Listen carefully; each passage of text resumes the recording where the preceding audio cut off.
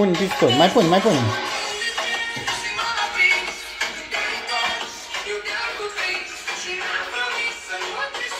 Așa. Mai pune o tură.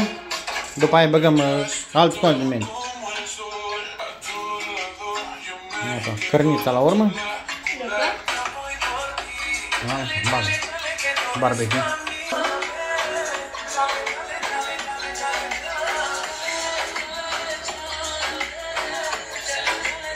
Ia uite la tati. Gospodarul meu. Așa. Puțin rozmarin. Așa. Hai, gustul. Dă că să duci. Pune. Ce pui acolo? Piper. Piper. Peste tot.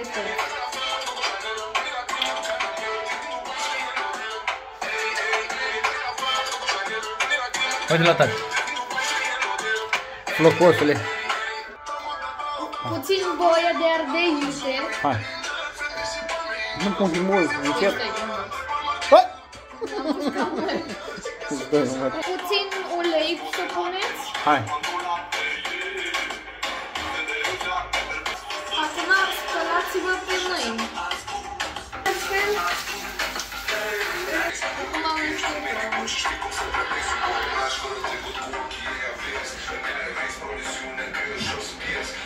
Deci face colcă.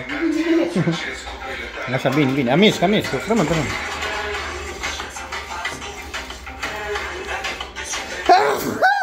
Băleu. Mai adăugăm praf de usturoi.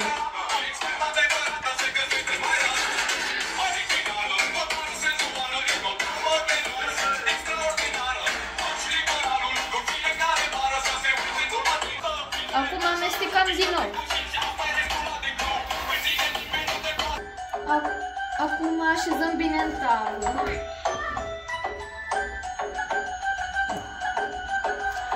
Frumos. Ai dat la cuptor? N-ai dat. Spală-te pe mâini. Pune. Deschidem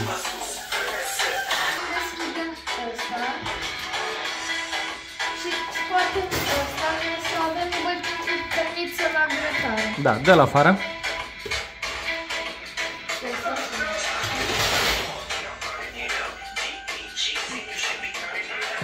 Da? Băgăm cartofi. Trebuia cuptorul încălzit. Pune mai jos. Pune mai jos. Jos, jos, jos. Acolo. Nu, acolo, acolo. Mai jos, mai jos. Așa, după aia pregătim cărniță și o punem acolo. Așa, dă-i gradele, dă-i la 250. Așa, 250. Așa. Între timp, pregătim carnea. Între timp, pregătim carne. Like? Like.